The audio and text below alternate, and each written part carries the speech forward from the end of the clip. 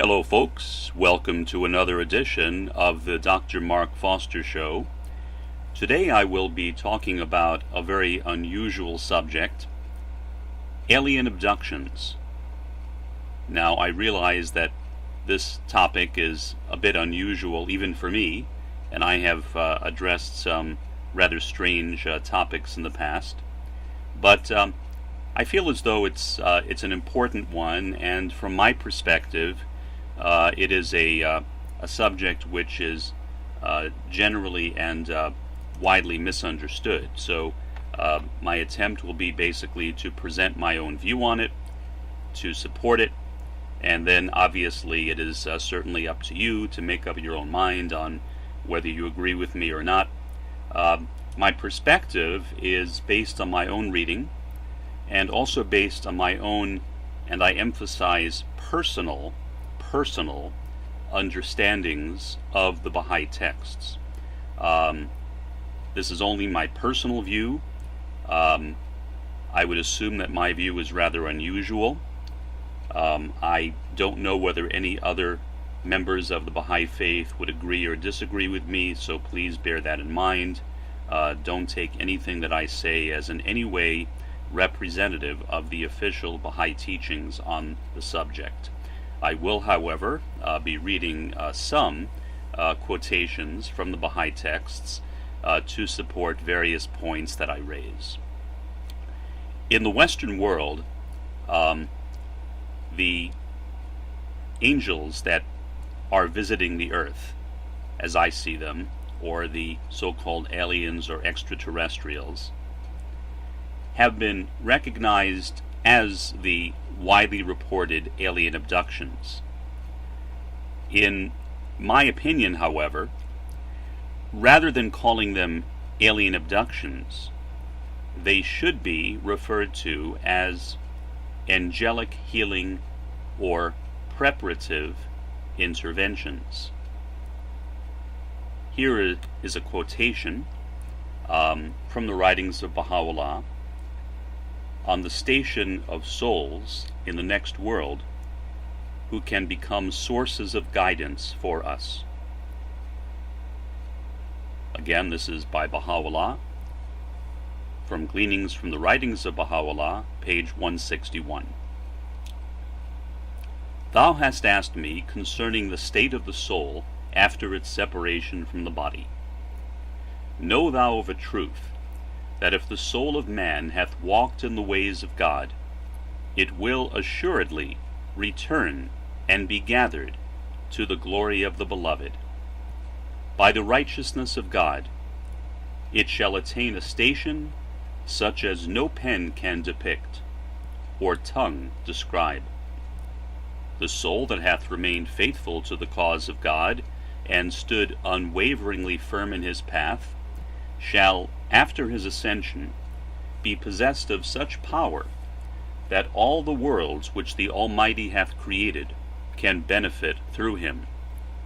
Such a soul provideth, at the bidding of the ideal King and divine Educator, the pure leaven that leaveneth the world of being, and furnisheth the power through which the arts and wonders of the world are made manifest. Consider how meal needeth leaven to be leavened with. Those souls that are the symbols of detachment are the leaven of the world. Meditate on this, and be of the thankful. And this is from a letter written on behalf of the guardian of the Baha'i faith, Shoghi Effendi, to an individual Baha'i. It is in the book Lights of Guidance, number 1739. That truth is often imparted through dreams. No one who is familiar with history, especially religious history, can doubt.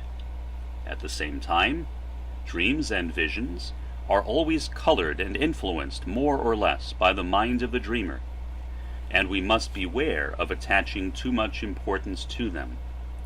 The purer and more free from prejudice and desire our hearts and minds become, the more likely is it that our dreams will convey reliable truth But if we have strong prejudices, personal likings and aversions, bad feelings, or evil motives, those will warp and distort any inspirational impression that comes to us. In many cases, dreams have been the means of bringing people to the truth, or of confirming them in the faith. We must strive to become pure in heart and free from all save God. Then our dreams, as well as our waking thoughts, will become pure and true. We should test impressions we get through dreams, visions, or inspirations by comparing them with the revealed Word and seeing whether they are in full harmony therewith. There are, in my view, various classes of angels. The word angel is a messenger, refers to messenger. That is a literal translation of angelos or angelos. At the highest level are the prophets of God, the messengers of God, who occupy the greater world. They are the manifestations of God's will, God's word, God's cause, and God's spirit to us. They are the intermediaries between God and human souls. Then there are other pure and holy souls. Some of these are like Abdu'l-Baha, who is unique, a perfect man, but not a prophet. Others are people who, like the martyrs, were willing to die for their faith in their Lord. And others are angels in this world. We, for example, by being obedient to the will of God, by following the teachings revealed by Baha'u'llah, by the holy prophets, can become angels. In addition, there are angels on other planets, so extraterrestrial beings who are spiritually advanced, many of whom may be watching this planet, guiding this planet, are also angelic beings. Here, however, is a bit of a somewhat, I guess you could say, controversial approach to the subject. There is a quotation by Baha'u'llah in which he discusses the concept of the chalices of pure light. And then he talks about chalice bearers of pure light. I'll read you just that one portion. This is from the book Gleanings from the Writings of Baha'u'llah. The entire passage is on pages 279 to 281, but I will only be reading a small portion of it.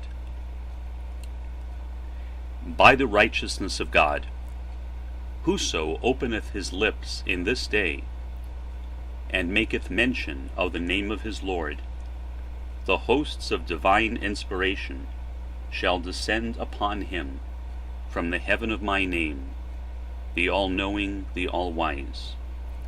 On him shall also descend the concourse on high, each bearing aloft a chalice of pure light. Thus hath it been foreordained in the realm of God's revelation by the behest of him who is the all-glorious, the most powerful. So, first, what is this concourse on high? Second, who are the chalice bearers of pure light? And third, who are the chalices of light? I will address those subjects and then move on to other aspects of the so-called alien abduction phenomena. First,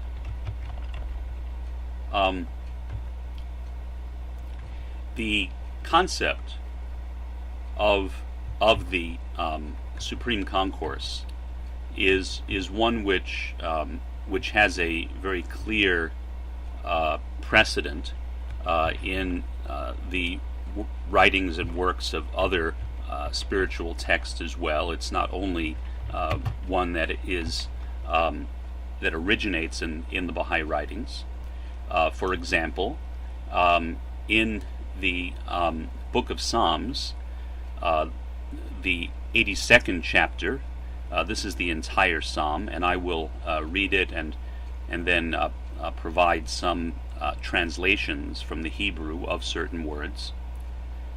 God, which is the Hebrew word Elohim, which can be translated as mighty ones, but in this case it is used in the singular form, so it is God, has taken his place in the divine council, that is Haba Abatel, divine council, in the midst of the gods. Again, it's the word Elohim, but here it is used to refer to the plural of the word Eloha, which is, in this case, gods. He holds judgment. How long will you judge unjustly, and show partiality to the wicked? Selah. Give justice to the weak and the orphan. Maintain the right of the lowly and destitute. Rescue the weak and the needy. Deliver them from the hands of the wicked. They have neither knowledge nor understanding. They walk around in darkness. All the foundations of the earth are shaken. I say, you are gods. Once again, that is the word Elohim. Children of the Most High, all of you. Nevertheless, you shall die like mortals, and fall like any prince. Rise up, O God. Again, the Hebrew word Elohim. Judge the earth, for all the nations belong to you. And once again, this is a quotation from Psalms 89. This is verses 5 through 7. Let the heavens praise your wonders, O Lord. Here, Lord is a translation of the Hebrew YHWH, often rendered as Yahweh, which can be translated roughly as He is becoming. Your faithfulness in the assembly of the holy ones. Holy ones in Hebrew is Ha-Bekal Ge-Deshim. For who in the skies can be compared to the Lord? Again, that is Yahweh, or YHWH. Who among the heavenly beings?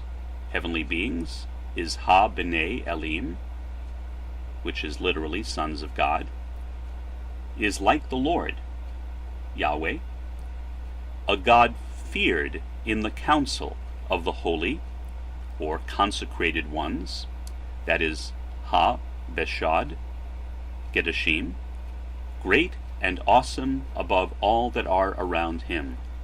Now, Jesus, in commenting apparently upon the statement in Psalms about you are gods, said, and this is according to the book of John, chapter 10, verses 34 through 36. Is it not written in your law, I said, you are gods? That is the Greek word theoi. If those to whom the word of God came were called gods, and the scripture cannot be annulled, can you say that the one whom the Father has sanctified and sent into the world is blaspheming because I said, I am God's son? So that, I think, sets the stage for the concept of the Supreme Concourse. The Supreme Concourse is a body which includes the prophets and the angels, but by extension, one might say that it also includes us, maybe us who are in a kind of lower concourse, because we can become angels as well. So it is the prophets and the angels, but angels are not some kind of fairy entity with wings necessarily. Angels are souls. They're beings.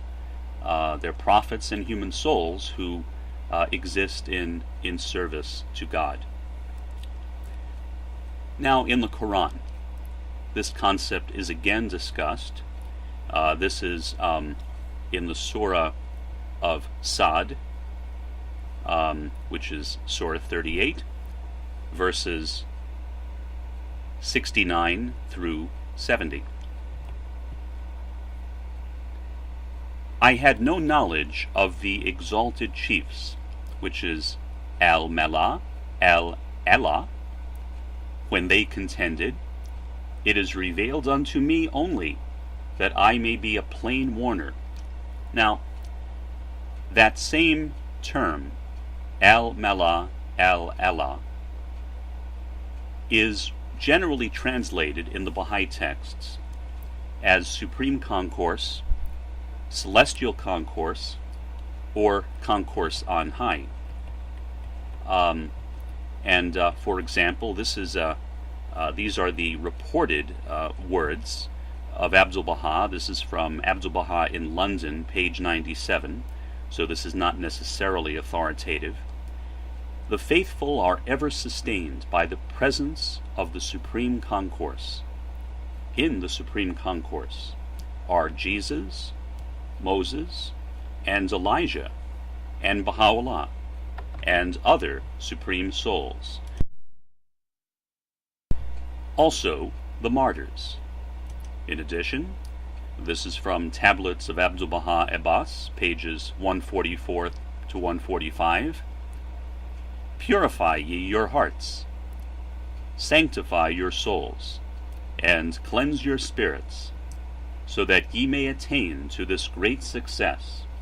Then ye will become the angels of heaven, will enter among the Supreme Concourse, and will permanently abide in the paradise of union with God, and will be associated with the beauty of Al-Abha, which is Arabic for the most glorious. So, that is the Supreme Concourse, elaborated in the Bible, in the Quran, and perhaps even further in the Baha'i texts. I think it's the same basic concept. It's the idea of angels, or in Arabized Hebrew, Malakut, which is the plural of Malak, angel. And we can become angels too, and when we die, we will continue perhaps to be angels and to move closer and closer to the presence of God. So then, we now have some understanding of that, hopefully, of the Supreme Concourse and the chalice bearers of pure light, perhaps as the members of that Supreme Concourse. What then are the chalices of pure light? And here is where I go off the deep end into a lot of speculation. People all over the world have talked about ghosts and orbs, spheres, fairies, poltergeists, other types of apparitions that they have seen in the world, that they have attributed to various extraterrestrial sources, and perhaps some extraterrestrial, or as I prefer, trans-terrestrial beings might be involved to an extent. But I think primarily that these chalice bearers of pure light are souls in the Supreme Concourse who manifest to us as chalices, or orbs, or ghosts, or apparitions. Recently, especially with the increase in digital photography, there are now a lot of pictures of these beings. If you go to that that book that I gave you at the beginning of this program, you can find a lot of photographs, alleged photographs of these orbs or chalices. They are not, to my understanding, souls per se. Souls cannot be photographed. Souls are not made of any kind of material substance. On the other hand, these chalices of pure light might be a kind of plasmatic energy in the various crop circles which have been reported throughout the world. When people have gone and have looked at those crop circles and have measured the energy that exists in the agricultural field where the crop circle has been made, oftentimes they will find a tremendously high electrical current in that area. So I think that these crop circles, for example, are a type of angelic intervention, letting us know that we are being guided from the world beyond. Therefore, what I prefer to call alien abductions is angelic interventions. Now, what I would say is that these beings work through trans-terrestrial beings. These beings can shapeshift. They're seen in various shapes, like in the shapes of ghosts and apparitions, but they work through us, and they work through souls on other planets as well. This is a quotation, a brief quotation, by retired U.S. Army Major Ed Dames. This is from a program that he gave, an interview he gave on the Coast to Coast AM radio program on October 16th of 2012. Here's what he said, a brief excerpt from it. I perceive them, by them he means the extra-dimensional beings, the beings I'm calling chalices, perhaps. I perceive them as nothing but good. They have an outreach program. They are actually interventions, not just observations. Good is not an objective word for them. I support them. I would support anything they're doing. They've been around for a long time, hyper-intelligent. One of my philosophies is go with the winning team. They, the extra-dimensionals, work in consort with these very human types of aliens. They, the extra-dimensionals, are perfect shape-shifters. They can play you like a marionette, electronically or otherwise. All the abduction phenomena we're aware of, and has been reported, these guys are all responsible for that. They have an agenda. There are no grays. These entities I am talking about are barely visible to the camera. They can present themselves however they want to, and, in this particular era, they present themselves as greys and reptilians. They don't kill. They are not like us.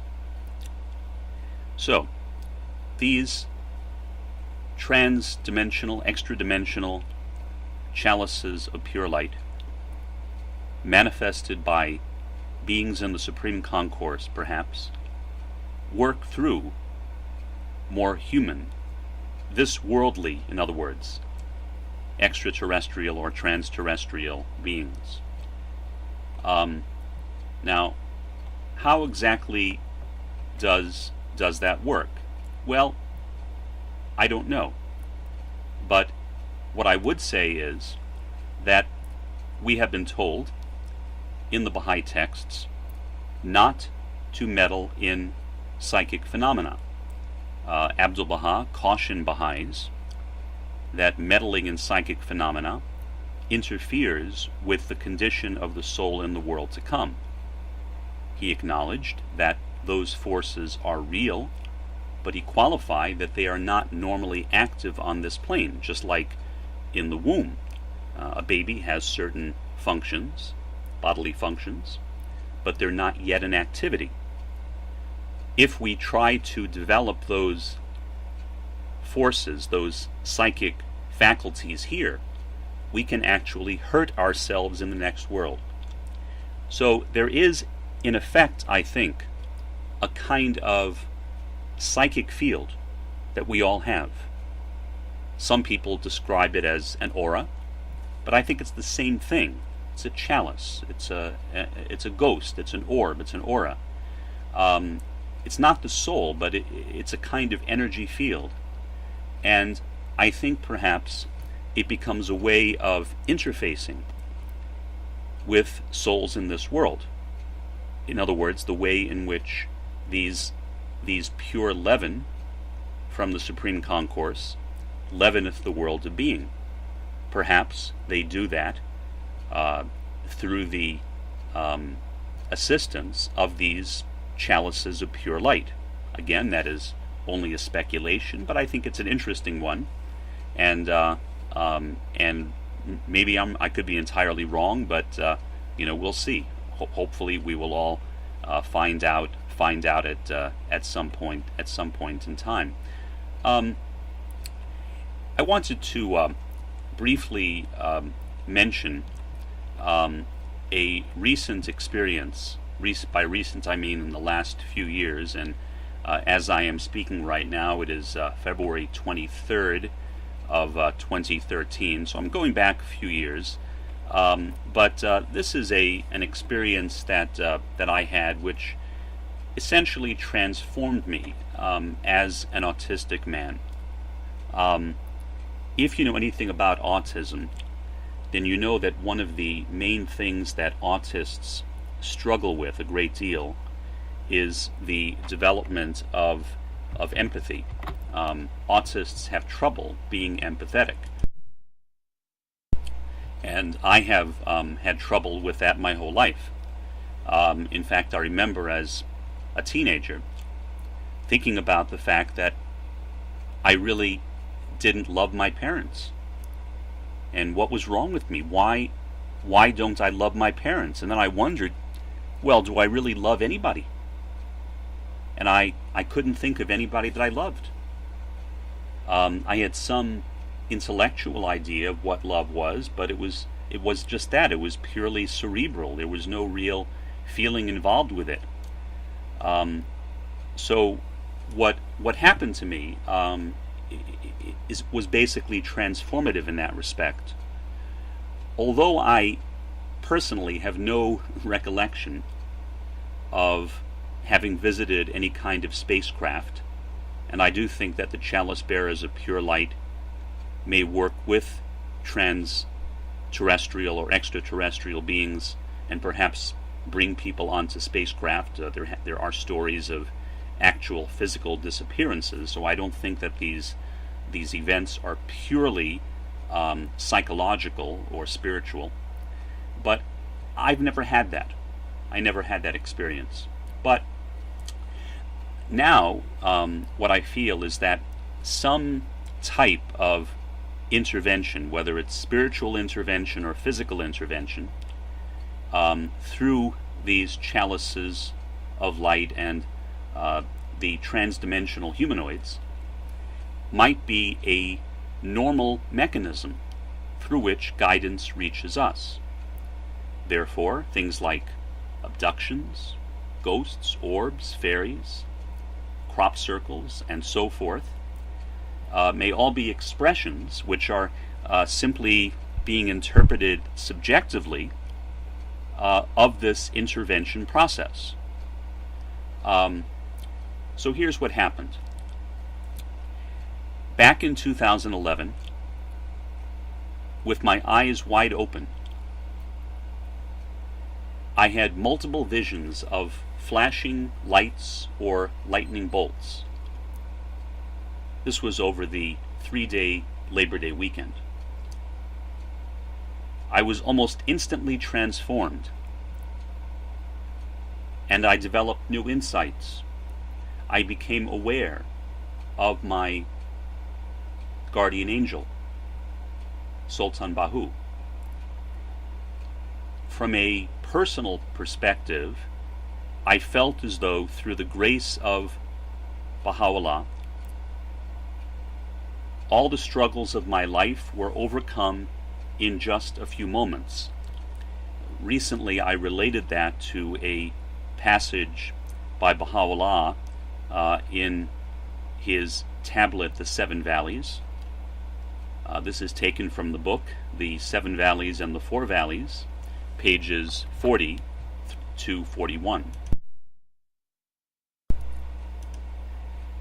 These journeys through the seven valleys have no visible ending in the world of time, but the severed wayfarer, if invisible confirmation descend upon him, and the guardian of the cause assist him, may cross these 7 stages in 7 steps, nay, rather in 7 breaths, nay, rather in a single breath, if God will and desire it. And this is of His grace on such of His servants as He pleaseth. Now, I am not claiming to have transcended all the 7 valleys. What I'm saying is that as an autistic person, I had no sense of love really at all, except in the most rudimentary sense. All of a sudden, literally, instantly, I developed a sense of compassion, love, and empathy. Empathy and sympathy are not the same.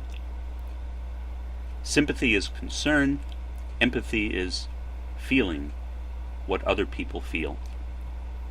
Being able to relate to others on the level of emotion. And that's what happened to me.